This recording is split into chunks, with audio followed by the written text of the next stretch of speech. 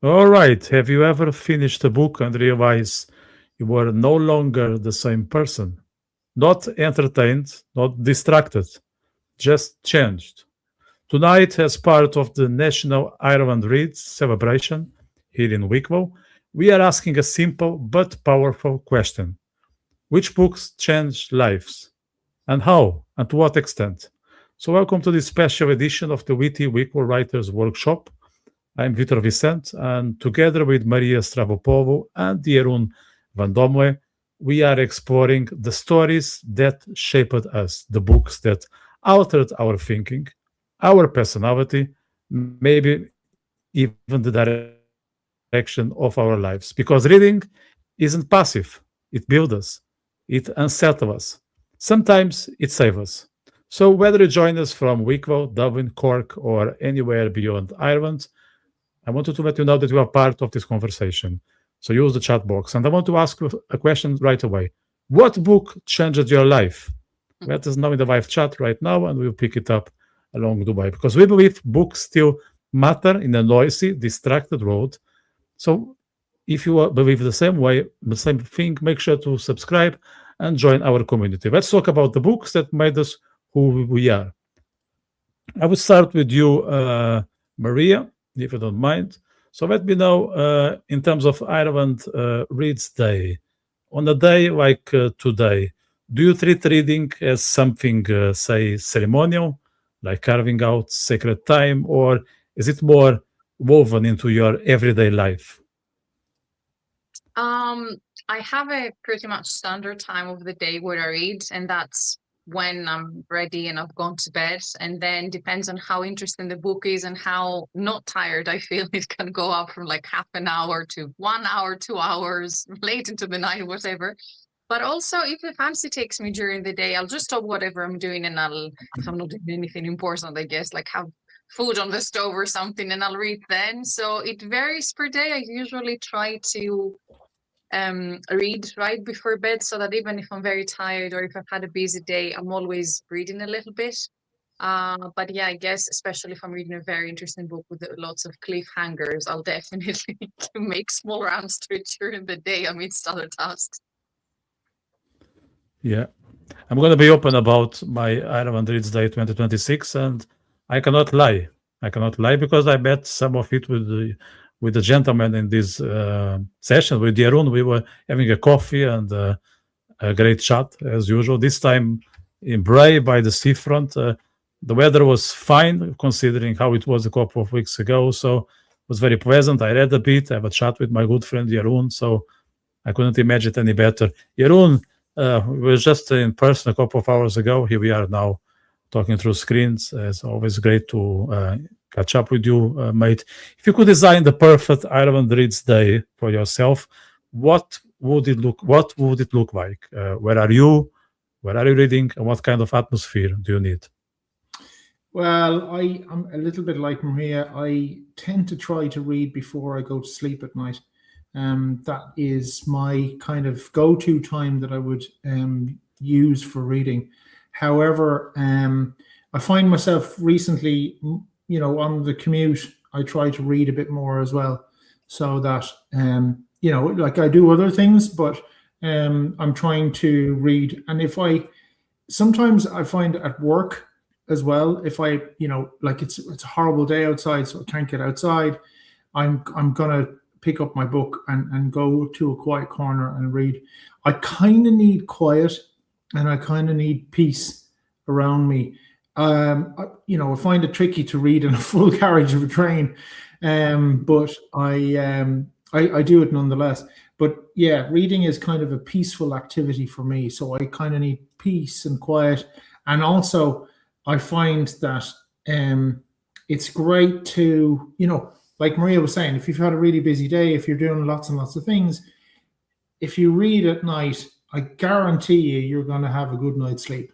So it's just such a good way to, I don't know, switch the mind off or escape or whatever it is that you need to do before you rest. Way better than like a screen or a whatever. Do you know what I mean? Like, a physical book and read, a chapter or two or whatever it is. My ideal day for reading would be just, if I had the time, it would be marvelous to sit down and read for 2 or 3 hours, cup of coffee beside me, have a good book that I'm stuck into, that I'm really enjoying, coffee beside me, book, peace and quiet, no noise, no interference, nothing around me. That would be kind of my ideal. But to be totally honest with you, that's been a long time since I've been able to do that, but it's something I still strive for. I would dream for that situation to happen sometime, I mean, when I was a kid, I'd have 5 or 6 books on the go all the time. Now I don't have the concentration span to do even one. Well, I'll 1 or 2, but certainly not 5 or 6. I can't do that. But yeah, an extended period of time when I know all I have to do in the world around me is to read my book. Fantastic. That is something I'd strive for, Simple stuff. Yeah.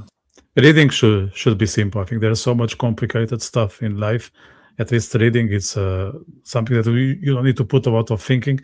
Just open, enjoy, switch off, and dive in that universe. Maria, can you read more than one book at the same time? Yes, but not literature books really. So I always have one literature book that I'm reading. I recently attempted to, because I had to read one book for my book club, and I left it until very, very late. So I had to try to catch up. So I had my main book, and then I had to stop it to try and make progress in my in my book club book. But I usually will have my usual literature, whatever it is, and then I'm always reading something like related to management, like corporate management, because I still have corporate trauma and I'm still interested in those sort of things. So if it's like very, very different things, or the series, the Surrounded by Idiots, Surrounded by Vampires, Surrounded by, I don't know if you've heard of these books, I really love them. So if it's very, very different kinds and one of them is not literature, yeah, sure. Otherwise, no, I always get so hooked up because, again, I read a lot of fantasy. So I don't want to be removed from that universe for anything else while I'm in it. I think I might be more okay if I was reading like crime or something else, that it's more realistic. But because I think like 90% of what I read is fantasy, no, I think I'd find it very difficult to just stop it. It would confuse me, and I don't think I would like that. So I've never really tried it, apart from the other day with the book club book, actually, and it didn't work out. Just I dropped it. So not a good example of your own multitasking in book reading. So, Jeroen, you are the one multitasking. Usually it's more of a women thing, but you are going against the narrative on that sense. I have to say, I can only read one book at a time, but now that I'm opening of coach and I'm accepting books for publication, what I do is the submissions I receive, I read during the day because they are considered work, although sometimes, or most of the times, I enjoy what I'm reading. But when it comes to my own personal choices, I'm like Maria. I leave those readings for the evening. Let me put the link in the descriptions for someone who's interested in publishing a book and are struggling to find an imprint. I encourage you to contact me, and I'm happy to have a look. So here is the link, is in the comment section, ringofculture.com/publications. There is a form. All you need to do is submit your piece of work, a couple of details about yourself, and I'm happy to review it. I'm quite open. I'm not just publishing poetry, fiction, or essays, as long as there is quality and real interest in writing. I'm happy to proceed with it. Jeroen, how can you mix and match books yourself? Yeah, a bit like Maria, they have to be very different. They can't really be similar books, because I'm old and I'm getting very kind of stuck in my ways.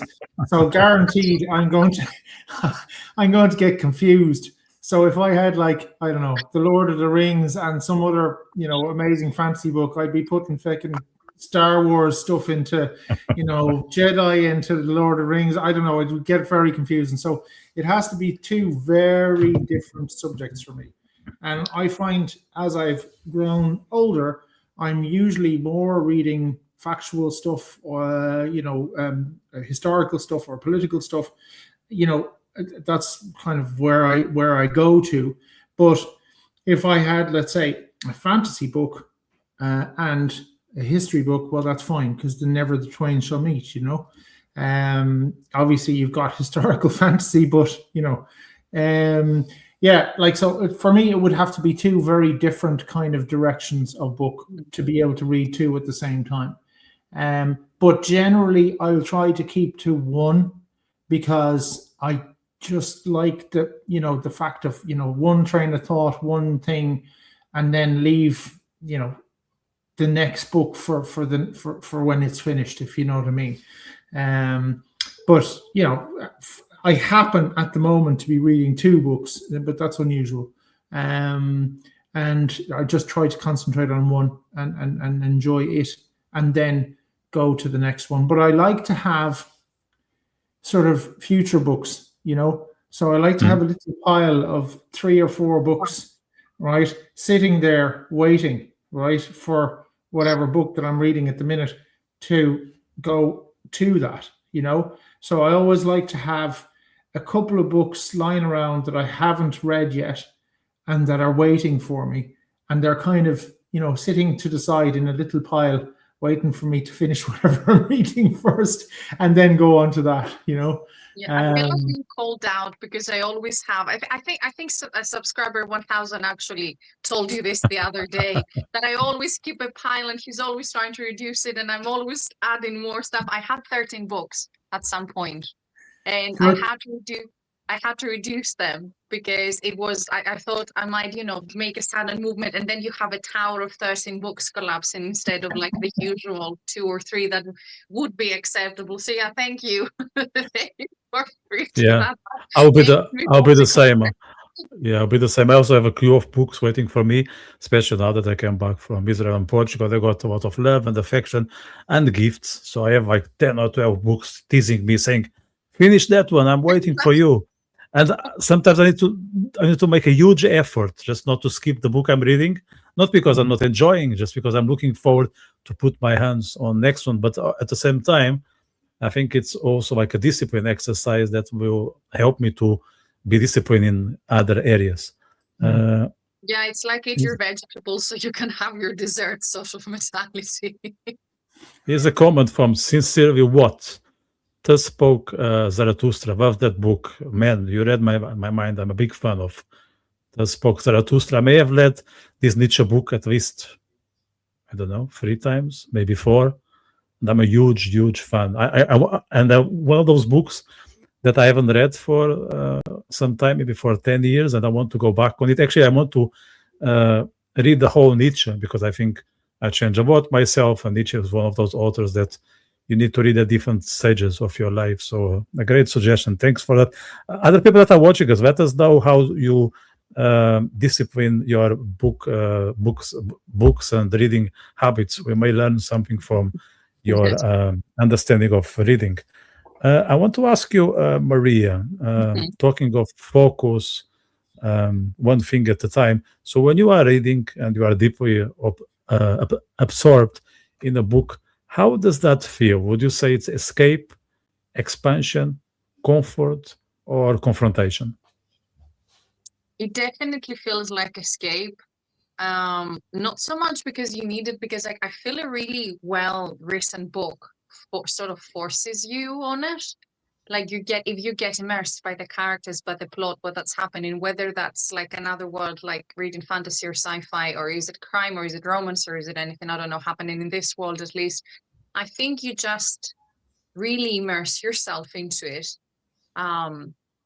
And yeah, you don't, for me, it never feels like, oh, I have to finish this because, like granting over it, this is not going too well. I have to know what's next. Is like, I wonder what's next. Like, I'm really looking forward to it. So it always feels like it's a relationship, sort of. Like it's given me the plot, the suspense, the whatever's happening anyway, how the characters, the choices they're making, and I'm given back by being like very, very I guess knowing that I'm not going to get enough sleep tonight because this is going too well, or I'm going to leave something that I'm doing, go through in another chapter, and then go back and do the task that I was doing too anyway.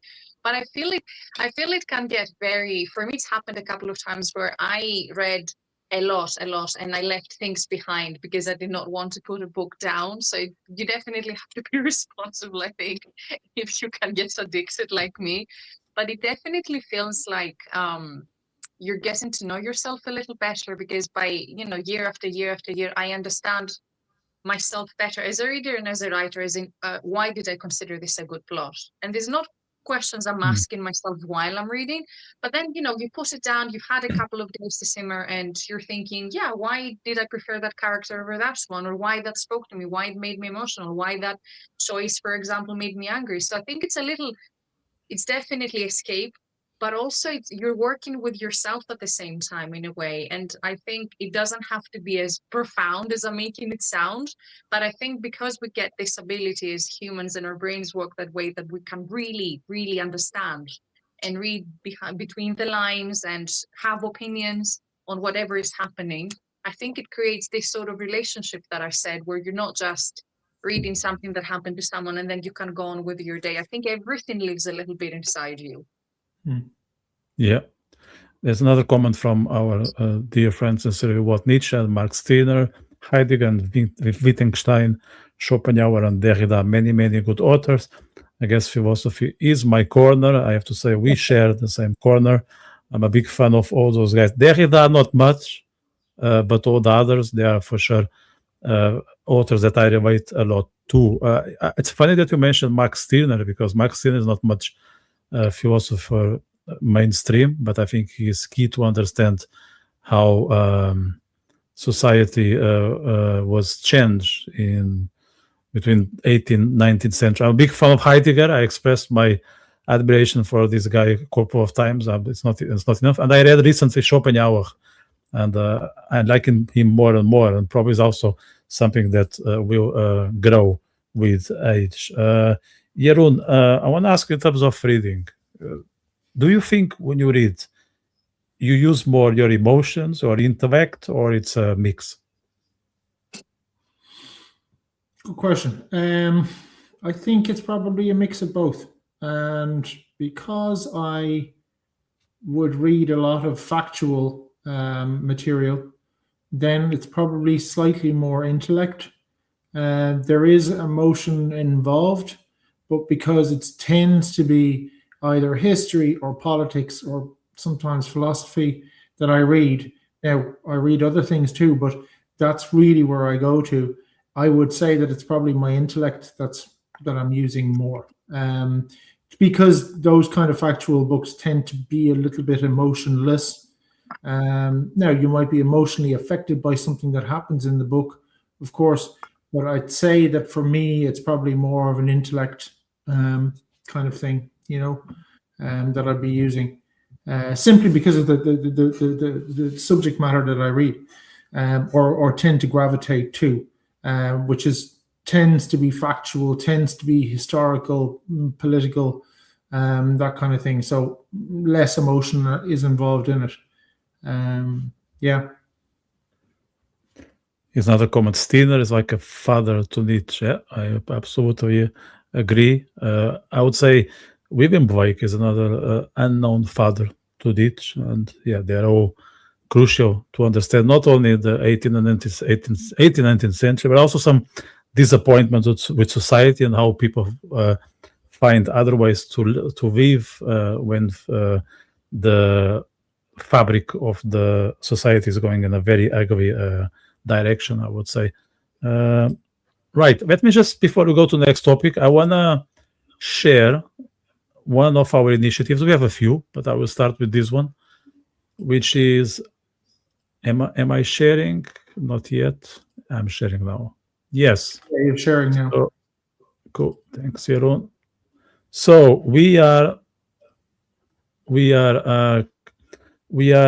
building a magazine. The first issue will be available, say between May and June. I hope in May, everything going well.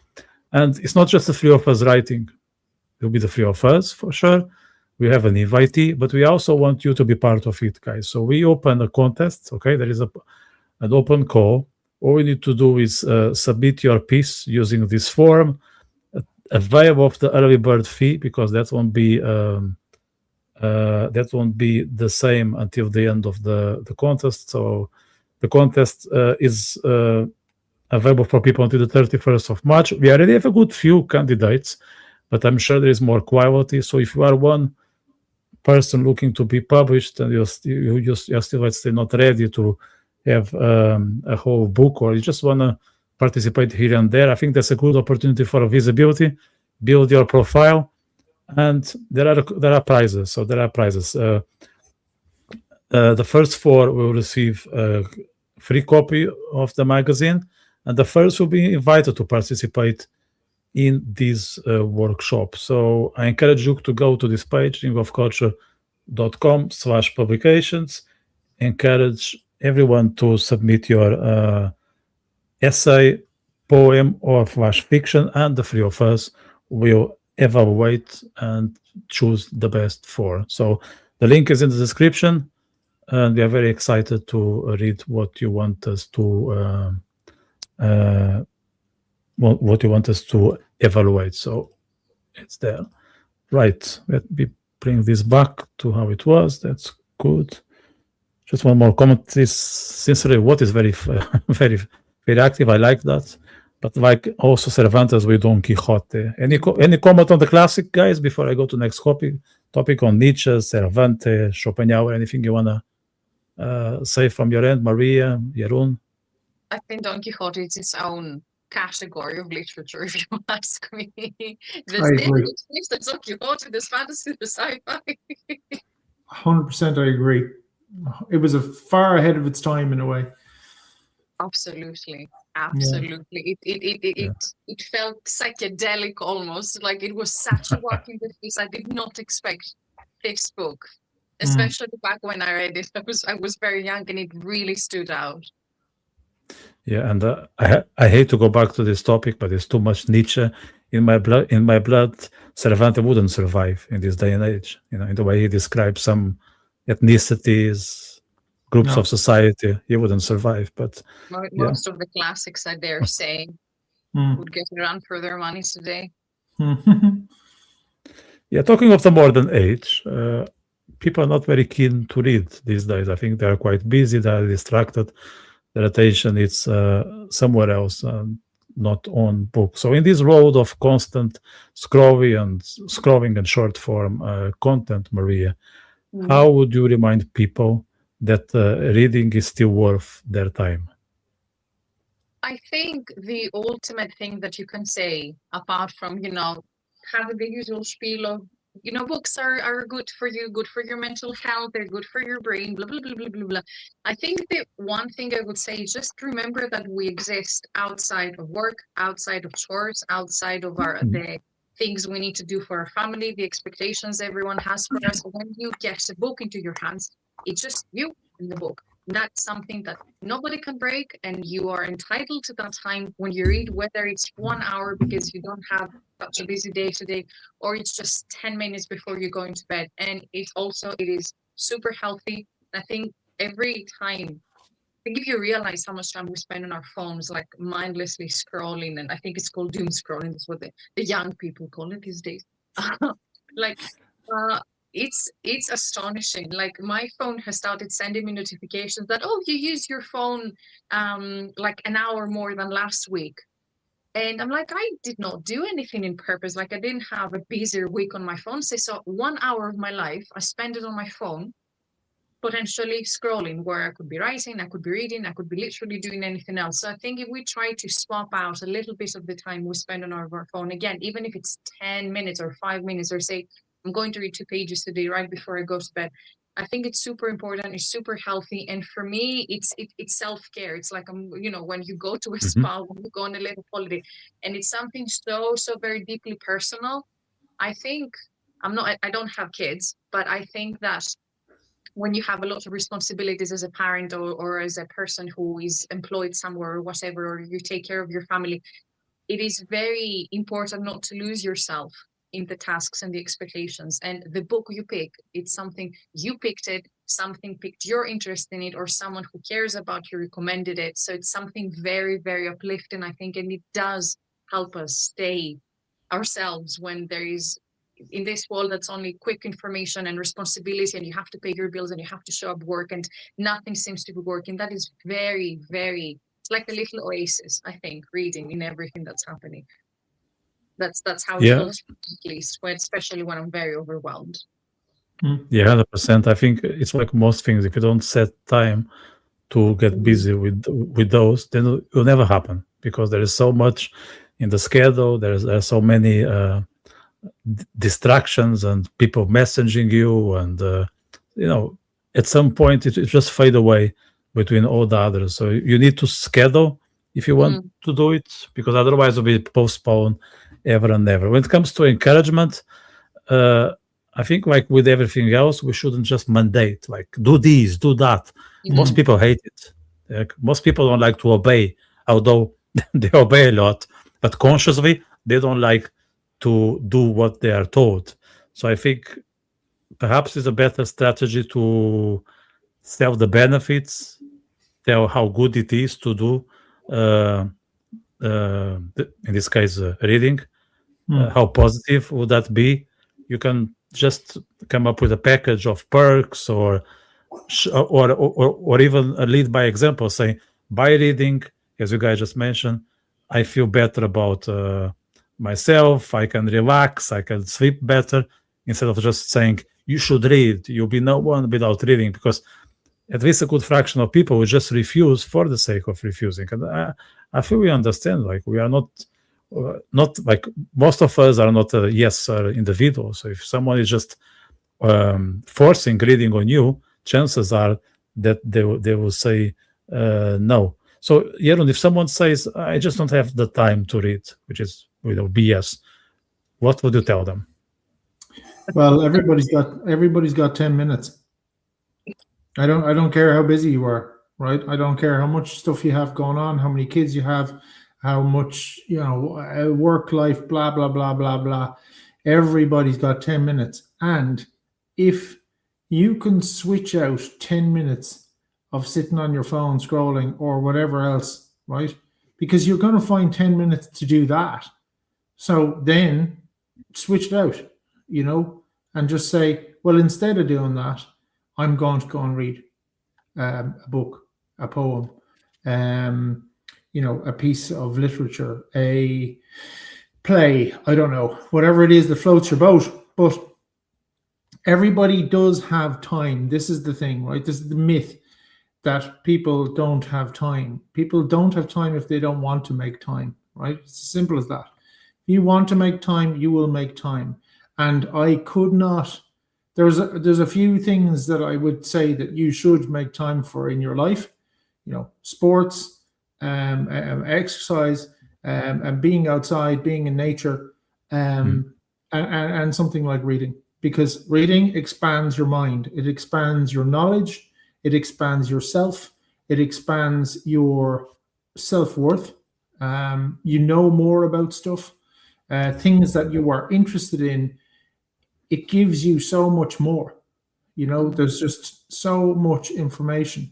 And actually, it's relaxing. It's never, stressful, or it's never, the way, like, kind of, scrolling and all that kind of stuff can, like Maria said, doom scrolling, whatever, you can actually get kind of stressed out by your phone, and you're just going, Jesus, what's going on? You know what I mean? And like, you can, but reading is never stressful. It never, ever, ever is stressful. It can only be relaxing, which everybody needs. Everybody needs time to relax. Everybody needs time to switch off. So everybody has time. Just people choose not to. No, they choose to say, I have no time. I'm too busy. What are you busy doing with? What are you busy doing with? You're scrolling. Take 10 minutes out. And I would argue that if you take 10 minutes out today, out of your phone or whatever it is that you're, putting your time into, and you read for 10 minutes, tomorrow you'll read for 15. The next day you'll read for more. the thing about these things, like so many other things, you have to start. I think that people now are out of the habit of reading. It gives me endless pleasure. When I'm on the train, it's packed, right? And I see 1 or 2 people on the train. And I'm actually seeing more and more people on the train with a book now than I have ever seen, which is brilliant. And it gives me an enormous pleasure to see somebody opening a book and reading, like just that simple thing. And everybody has time. There is time. That's complete BS that we don't have time. You've got to make time. That's the difference. You've got to choose to make time. And this is something that I personally believe is really, really important for all the reasons: good mental health, better sleeping, less stress, more relaxation. This is something that will give you all of those benefits. 100%. And it's something that you should make time for. Simple. It's and you will leave that book, even if you only read for 10 minutes, with a much more relaxed, the day has gone by, whatever it is, the stresses of work, all that stuff, it's all left behind because of that 10 minutes of reading. So I would argue that it's only everybody has time.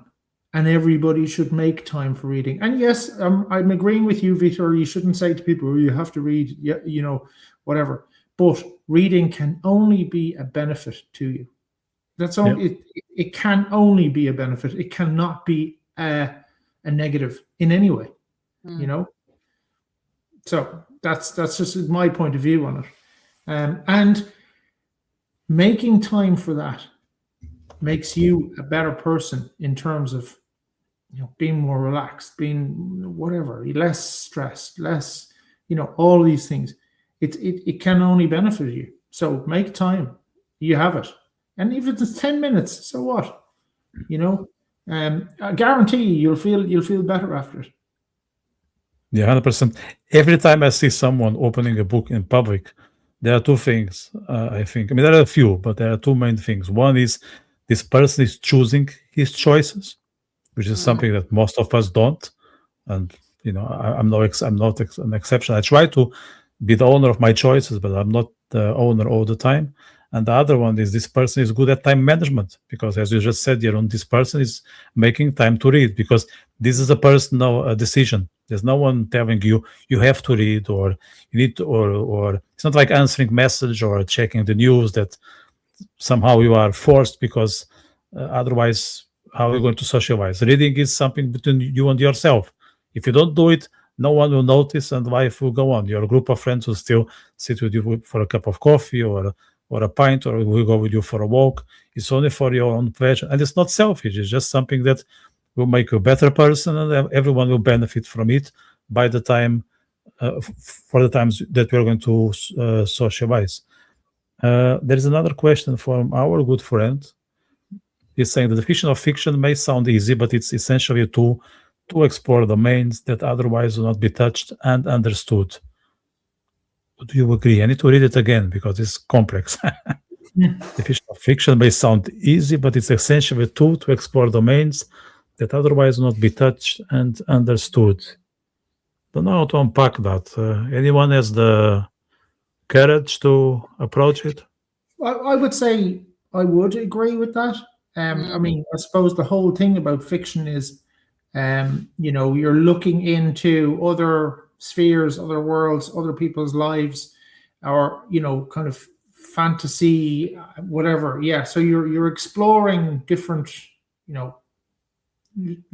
things. Yeah, so I would say that, yeah, that is very true, and it is definitely, a way of going into something that you don't normally go into, or sort of having an input or an experience of that. And fiction is a great way of doing that in my eyes. So I would agree with our contributor there. And I suppose that's the wonderful thing about reading as well. You know, fiction is fiction, but like, you know, always, for me anyway, everybody has, two people can read the exact same book, right? Yet be left in a completely different way from that book. So Maria and I, or Vitor and I, could read exactly the same book at exactly the same time, but we have a completely different view on it, perspective on it, and like, for me, yeah, fiction is going in, using your imagination, going into somewhere completely different, escaping from your norm, whatever it is, but also learning about, you know, other spheres, worlds, you know, whatever. Yeah. So like, I would totally agree with you know, the contributor, you know, yeah, it does make sense, you know. I think it's a fantastic definition of what fiction is, actually, because otherwise what we would do, it would be like we're talking about our dreams to each other all day. Like, yeah, good luck with that. We wouldn't start conversations, but I don't know, what if we existed at the same time as dinosaurs, for example? We wouldn't just start these conversations every day. But I read this book, it was fantastic. It took me 4 days, I was fully immersed. This, you know, it's like this sort of conversation, you can have it with an unlimited number of people, I guess. So anyone who picks the same book, really, or anyone who's interested in that. Otherwise, you know, the three of us could have a conversation and then it would end there. And then it would be other three people at some other point having a similar conversation. But as a genre, it expands and it expands and it expands. So yeah, 100%. I think I might even be using this definition from now on myself. I like this because, you know, it's not just the static, oh, it's a literature genre, blah, blah, blah. That was very, very good, very well put. So we run these workshops for those who are new to us every month. Okay, we started actually in March last year, so we will celebrate our first anniversary in Dublin in Art House Hotel. So for those who are in the Emerald, you are all welcome to join us for our anniversary to take place Art House Hotel. You know, our upcoming workshops. This will happen in person, so we are very much looking forward for it. It will be a massive celebration. 24th of March, save the date. We will kick off the show, if I remember well, I think 7 or half 7, I can't remember now, but around that time.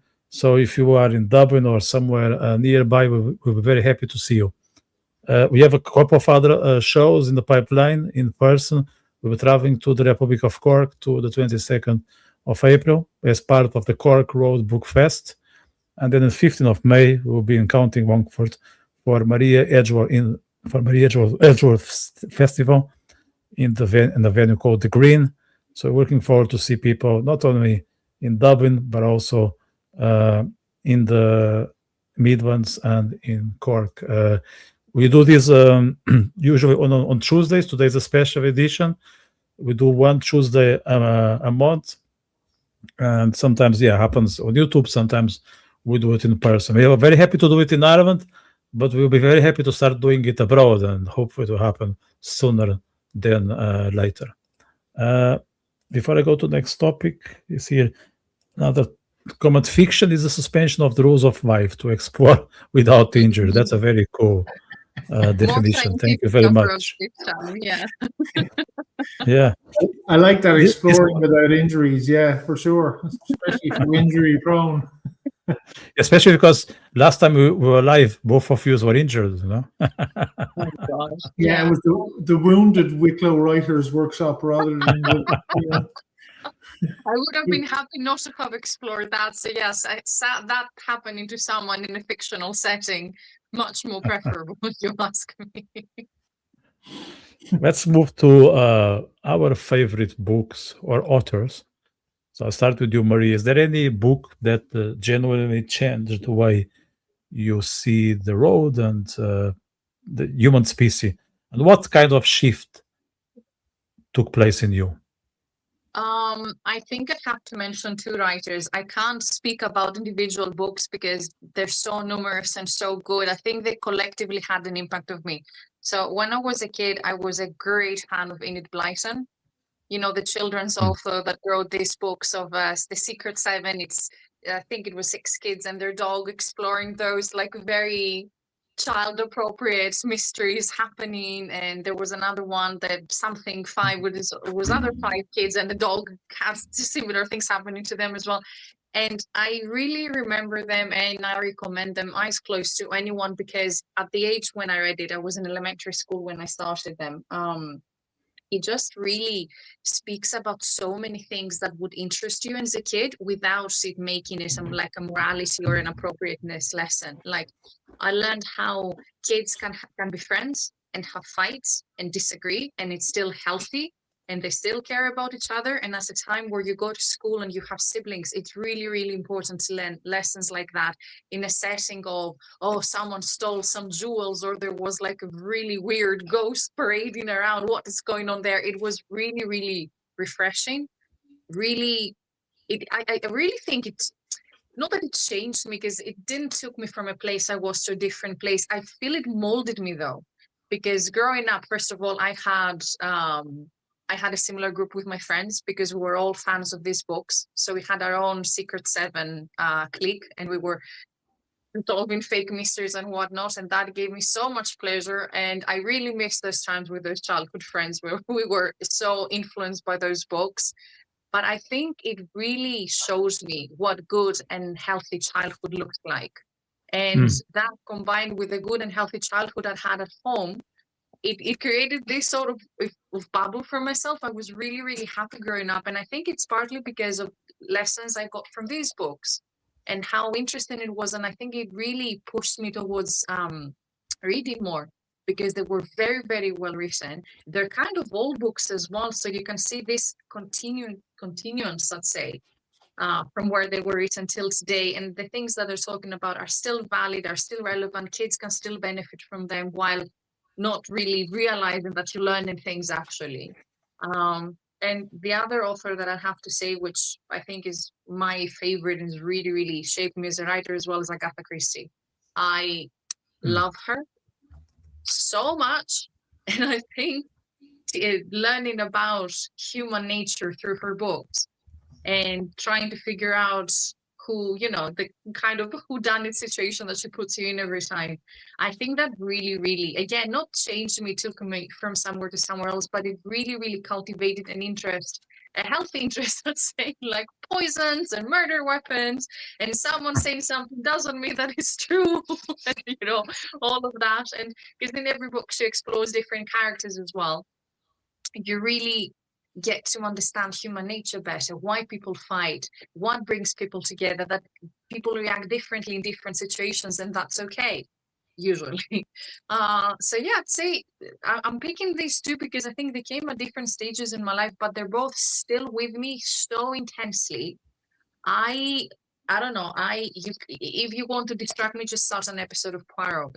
You'll put an Agatha Christie book in my hand. It's like absolute pleasure. It's something that I see as a treat to myself every time I go back to these books, and I go multiple times a year. So yeah, if I had to recommend 2 basic, very well-known writers, it would definitely be these two to children and to adults. I'm guessing Agatha Christie more to adults, but I think I like the idea that they didn't change me. They added to what I was. They catered to something that felt good and right to me, both when it comes to the pleasure of reading, but both as what I like as a person, what I consider okay, what I consider interesting. And both writers have written books that are so easy to read over and over and over again. So you get your money's worth as well, apart from everything else, and you get your time's worth, especially if you're like me and you read a book and then you forget what happened and you can go back to it again, because I have a goldfish memory when it comes to reading. Yeah, I would say, like in my case, it's not really about books, but authors. My favorite author, actually, he just turned 70. I saw it the other day on Facebook. Is Michel Houellebecq. I think he's a fantastic novelist. As of his books, probably Submission, which is an alert from some of the decay in our society.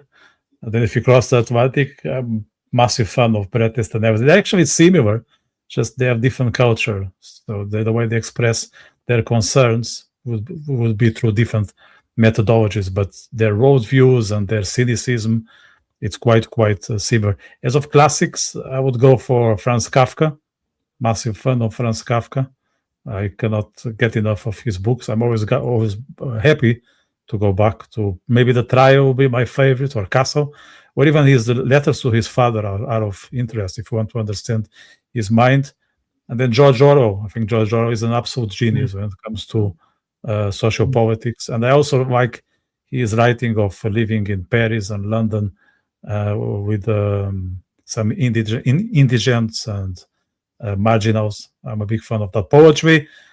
I could be here forever. I'm just going to say Jean Arthur Rimbaud, big fan of this rebellion individual. He was an absolute talented writer. And on the other hand, I'm also a big fan of T.S. Eliot. I know he has some views that are worldviews that are not really aligned with mine, but T.S. Eliot was a big architect of the verse. Philosophy, someone already mentioned him quite a few times. I'm going to say it again. Nietzsche was my idol when I was 16, and he's still there in the pedestal. You, Jeroen, when it comes to book that you go back again and again, can you mention one, and can you also let us know why does it speak so much to you? Okay, there's two really that I would go back to, and the first one is a total cliche, and I know that everybody probably has done the same. And it's Lord of the Rings. I think I've read Lord of the Rings probably 25 times, at least, if not more. 25. Sorry to interrupt you. You read the same book 25 times. Yeah, 100%. I have gone back to it. And it's huge. It's not like a 50 pages book. No, I know it's massive.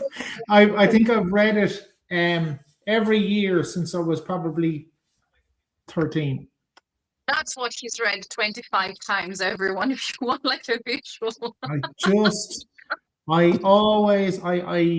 I absolutely love that. And that for me, it was the classic, good versus evil, all of that kind of stuff. But it also showed me a lot about the world that we're in, and, the possibilities of the world that we're in, But aside from that, the other book, and this is probably going to sound a bit strange, but I absolutely love Sherlock Holmes. And myself and Maria were talking about this the other day.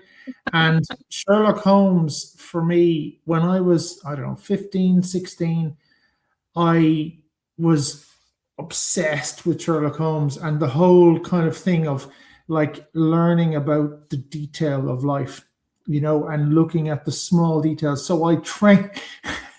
I lived in a small village. There was nothing else to do, right? So I used to train myself on these kind of things to make myself more observant and to notice the little details. So, for instance, I knew all the cars that are on our road. I knew all of their number plates off by heart, because then I could tell if a car had come in and it wasn't belonging to our road. Well, maybe there might be something going on here. You know what I mean?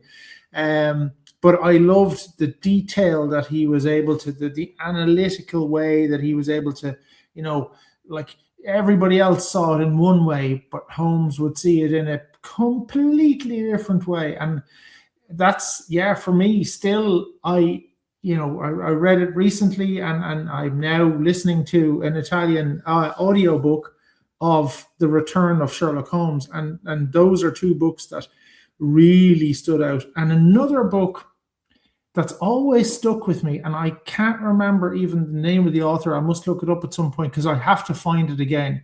It was called Swan Song, right?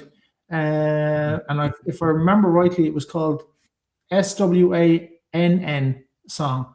And it was basically a book about, nuclear war and the afters of nuclear war. And it had such an impact on me when I was maybe 16, 17 reading it. And I think I read it 3 or 4 times, one after another. And then it sort of, I lost it. And actually, funnily enough, we all had, I think there was 5 or 6 friends who were into reading, and we had one copy between all of us. And all of us read it, and all of us shared it. But somebody lost it. And I was talking about that book to a friend of mine recently. And that book was amazing. It's basically Armageddon happens, nuclear war, all of that kind of stuff. It's all happened, and then people wake up again. And it's that whole Mad Max existence, the whole, how do we rebuild the world again? How do we, all of this kind of stuff. That book I will have to go and look up somewhere, because I'm sure it still probably exists, but it's an author I'd never heard of. And it was a book that I never even saw another copy of it. It was one of those kind of books. And that one still to this day. And I must look it up and go and find it again and find another copy of it. Those would be the 3 books that I, they're kind of like books. Yeah, and they would have changed me. I changed my behavior because of Sherlock Holmes. Sounds a bit crazy now, but I actually have become, in my life, people always say, you notice everything. You know what I mean? Like, you actually notice everything. I trained myself as a kid to notice everything. So I would be trying to, that person has a new haircut. Not just as simple as that, because that's a very simple one. That person is wearing certain shoes. Like Holmes, you know what I mean? The mud is going up the side. So that changed me, because I trained myself to do it. And as an adult, in an adult world, I'm still very observant about things. And I mightn't always say it, but I'll notice, And I've been in situations not even that long ago where I've said to somebody, oh yeah, you changed that, or you did this, or how did you know? Well, I notice, I see it. So it changed me, and it changed me. That was the book that changed me. That was the character of Holmes, the analytical thinker. So those are the 3 for me. What I'm hearing is that we can't commit any crimes, so you'll know very, very fast and tell us. No. That's what I'm saying. And don't ever have the wrong registration number either, because I'll know. Yeah. I'm relieved that I remember the registration of my own car. Jeroen, I'm relieved that we didn't drink alcohol and I didn't open my mouth too much, because otherwise you know things about me that probably I wouldn't be too happy about. And clean your boots. Now, what I cannot forget, that you read the Lord of Rings 25 times, because I was proud that I read the In Search of Lost Time from Marcel Proust. I read the whole freaking thing. It's 7 volumes. I don't know how many pages each. Can't remember, 300. And I read it when I had a lot of time. Back in the times when you were living with your parents, and you don't have to, clean your bathroom, that kind of thing. So I would be happy if I could read one volume now. And I read the whole thing. And I remember telling to a friend that I read it all. And my friend was older than me. My friend was 30 years older than me. And he said, I didn't break my 2 legs. So I'm waiting for that I could read the whole Marcel Proust book. Right. There's still 2 more topics. We promise we'll do this in an hour, but it's not going to happen. We knew it. We knew it. Yeah. It's okay. Yeah. Tomorrow is Sunday. Right. The other one we wanted to discuss, it was why writers must be readers. So, Maria, do you think it's possible to be a good writer without being a serious reader, or it's nearly impossible? That is very tough for me to answer, because I feel that when I'm reading, I feel that I'm going to learn something from that book, and then I'm going to take it with me to my writing, and it almost feels like you're stealing it from that author. Like when I was reading The Name of the Wind by Patrick Rothfuss, I was really amazed by his use of a story within a story, which is not something unheard of in any way. And still I felt, oh, I really like that. That could be a tool for me because, you know, I like short stories. I like writing my own mythology in the universe where I'm, you know, doing things. And it's a way, for example, for you to say things without tying them to the story, just a tale that people think it's just a, you know, a cautionary tale for their kids or something. But it feels that you're still in that idea. So I think unless you're like a super somehow talented person beyond human capabilities and you can write your own things without reading anything, no. I think we have to read. I think we have to explore horizons. I think we have to learn from each other. I think especially as kids are growing up, at any rate, before we start being serious about writing, the more you have read, the more you've opened your mind and you've explored what you like, what feels good to you, what would you like to write one day. I think it's like liking food but never trying new dishes in a way. Like you can't create your own recipes. You can be a big foodie and only like in one cuisine, for example, but you can't go from I've had nuggets all my life to now I'm going to create fusion, in a sense. And it's really difficult, as I said, to distance yourself from what you're reading, because then I don't want to feel like I've stolen someone else's work. Like in my book, there's a group of people that need to go somewhere and do something. And as I was typing, the clanking of the keyboard was like, Tolkien. And it's really difficult to like feel original and creative in your own self when you have such major influences, even if it comes from a new book that you just picked up and you started. But I think the more you read, especially of your own genre, because I think that helps a lot, all of the knowledge, all of the stories, they just mash in your head, and then what you really want to do comes out.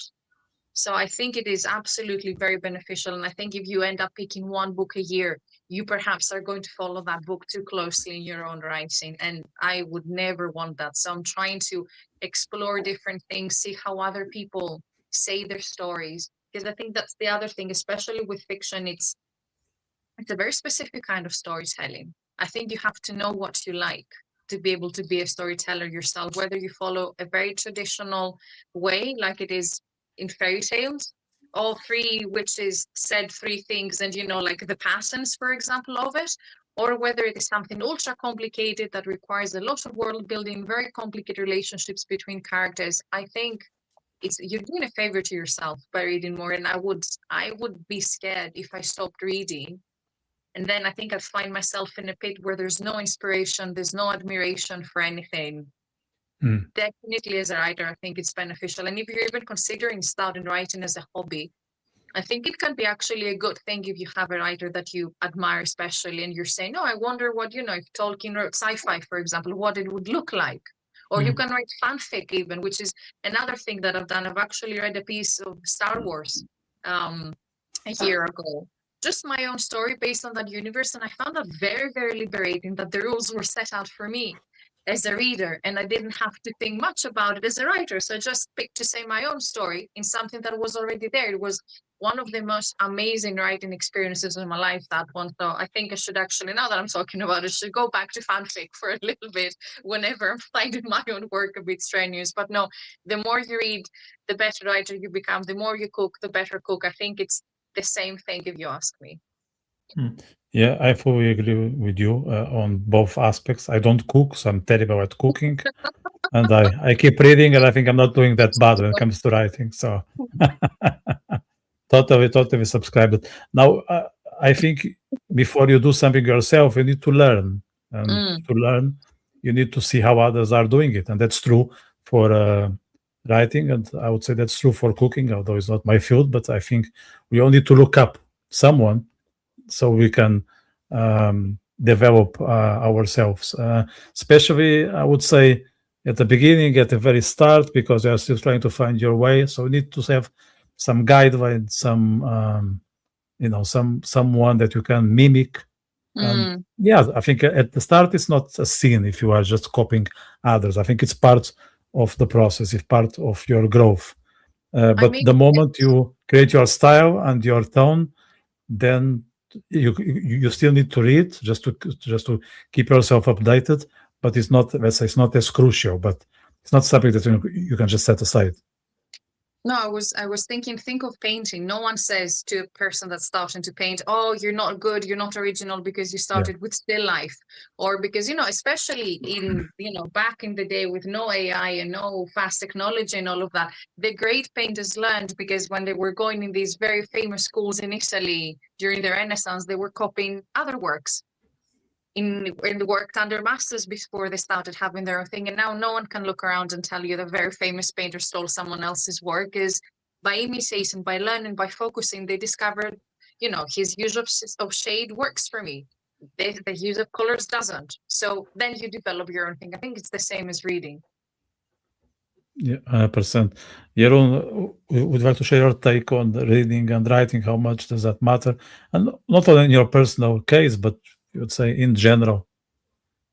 I think that the two are intrinsically connected. You can't write without reading, and you can't read without writing. It's just the two are not that they're the same, because they're not, but they even as a writer, you've got to read. You've got to read your own work.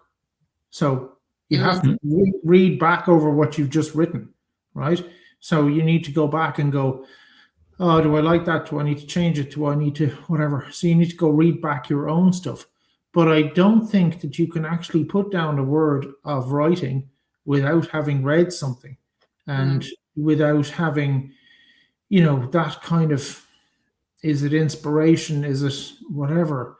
You read something and you go, I like that style. I like the way they've done this, that, the other, right? Or you read something and it blows your mind and it's like fact or whatever it is. And you're like, whoa, that's mad. And then you go, oh, okay, well, maybe I could use a little element of that in my writing. Or I could, and you're not necessarily, plagiarizing somebody, but you're just taking some inspiration from them. But the two are intrinsically linked. You can't have one without the other. It's yin yang. It's not possible. Somebody who's writing has to be reading as well, for either inspiration or reading their own work or whatever. One is married to the other, more or less. Without one, you don't have the other. Also, when you're writing, you want, as you write and you start to, develop things, you get better at writing over time. It's not something that comes to you straight away, automatically, naturally, but you notice that your style of writing is improving, or your stories are improving, for example, right? I personally don't think that you could do that if you weren't also reading. It's just, you just don't have one without the other. It's just not possible in my eyes. I could go as far as to say that it's one of the reasons why writers have such great imposter syndromes, because you're always comparing yourself to someone who you consider better than you, because you've read so much of your work, or you're constantly reading people who have been published and who are considered good. And you're saying, well, I don't have his use of verbs. I don't have, Tolkien's storytelling skills, or how he, exploits myth and reality and things that have actually happened and all of that. Oh my God, that distracted me so much. I forgot what I was saying. Cat is more important. He had to show up. He knew we are in the final stages of this session, because he can see the script and say, no, you're not going to put an end before I show up, Cat's ego. We are all writers and massive readers, but also translators. I want to tell the audience that we are available to translate your book in case you are writing in one of the language that we are fluent in. So we are able to translate between Portuguese, Spanish, Greek, and Dutch to English, and the other way around. We can also help you to get the book published via Ring of Culture or other imprints. So all you need to do is go to ringofculture.com/translations. The process is quite simple. There's a form that you need to fill in. submit your piece here by using the upload file field, and we are going to evaluate and provide you with the code. There are a couple of works we are busy with, but there is still room for us to make it happen in 2026. So if you are interested in being part of the international stage in English, I think there is here an opportunity. So I'm just going to put the link in the description, and we are happy to give you a hand when it comes to have your work in English or in one of those languages we just mentioned. So let's just put the link in the description. And where is it? It's here now. Okay, so I think before we close, we can let know our viewers what are you reading at the moment and what is in the pipeline. I know myself and Maria, and perhaps even you don't have like a pile, so let's just mention one or two, otherwise it's another hour. And for the interest of time, we'll try to be brief. Who wants to start? Maybe Jeroen, you can start. Well, I'm reading 2 books in Dutch at the moment. This is the first one, The Leeuw van Vlaanderen, or The Lion of Flanders.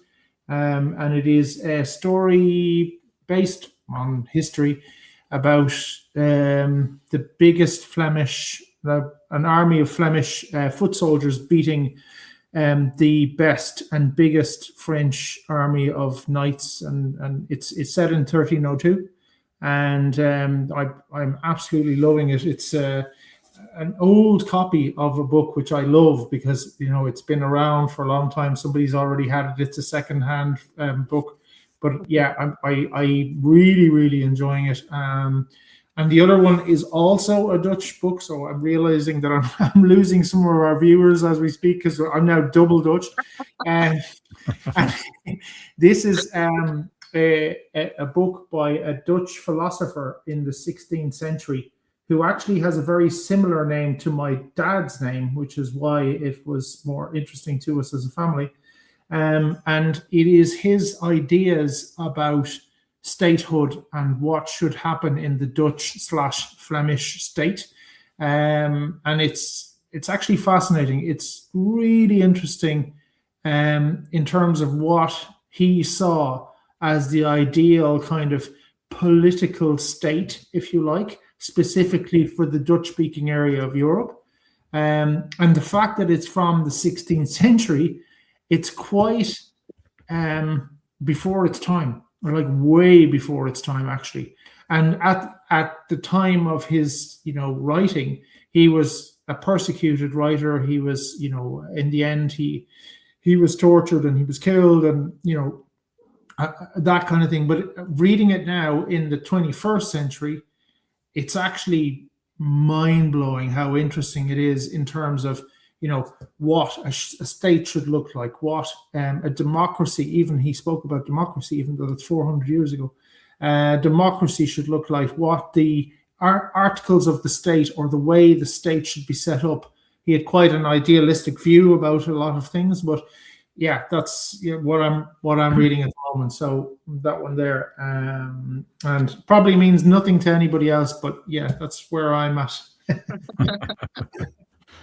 Right, I'm going to share mine. I only read one book at a time, so at the moment I'm reading translation in Spanish of Walt Whitman's poetry, most famous book, Song of Myself. In Spanish is Canto a mí mismo.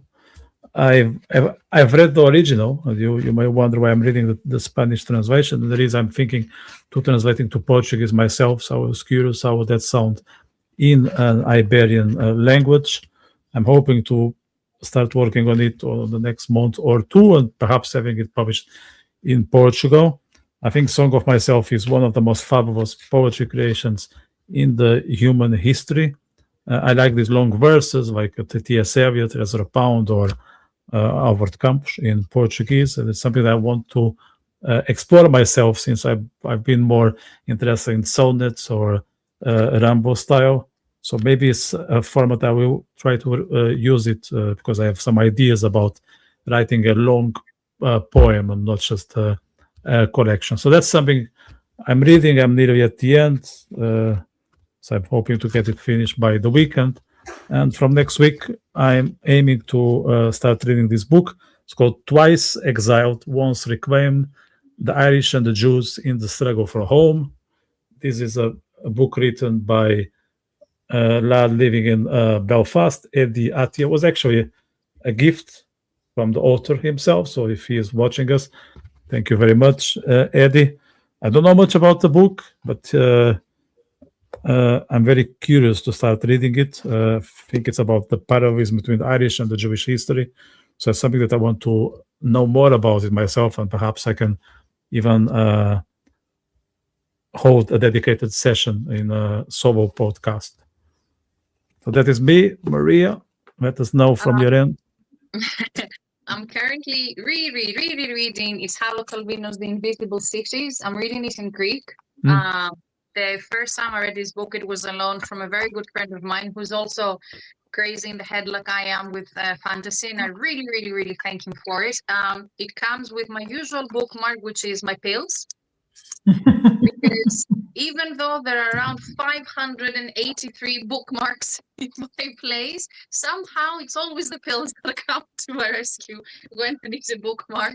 And the reason I keep coming back to this book is because it's fiction. Nobody has guessed. And it's like Marco Polo finds himself in the court of the great Khan, and he talks about his trips. Only in his trips he talks about cities that are quite unusual.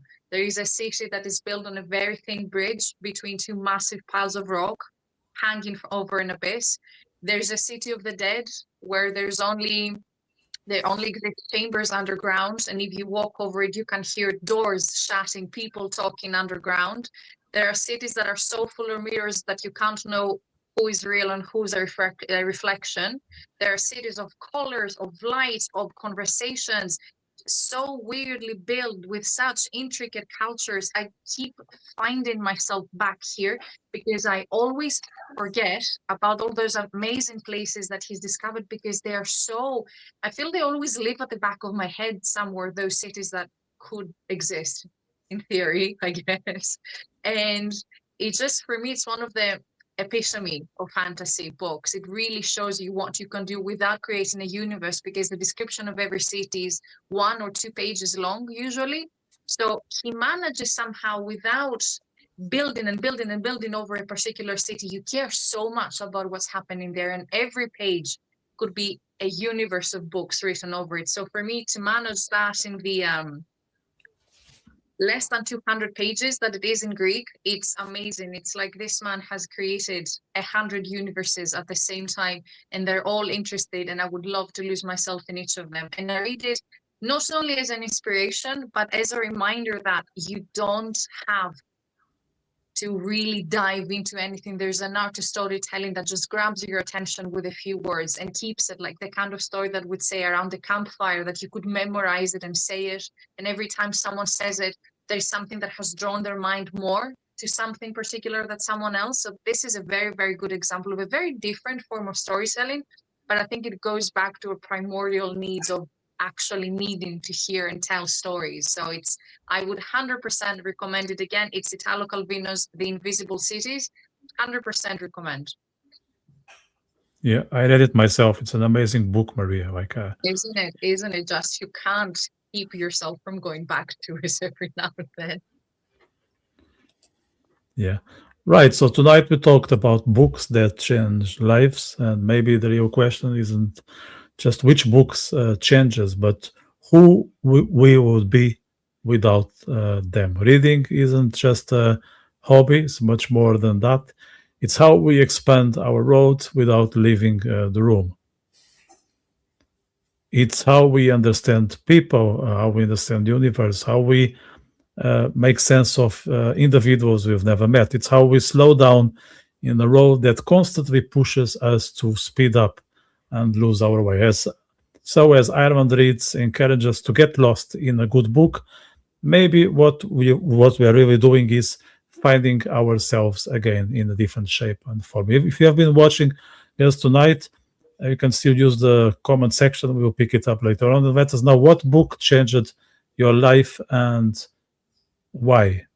And if you believe reading still matters, subscribe to the channel and join our Witty Wicklow Writers Workshop on YouTube or in person in case you are in Ireland for more conversations about literature, creativity, and community here in Wicklow and beyond. Thank you guys for another fantastic conversation. Thank you for the viewers for this Ireland Read special. Good night, and go and read something that changes you. Have a good one.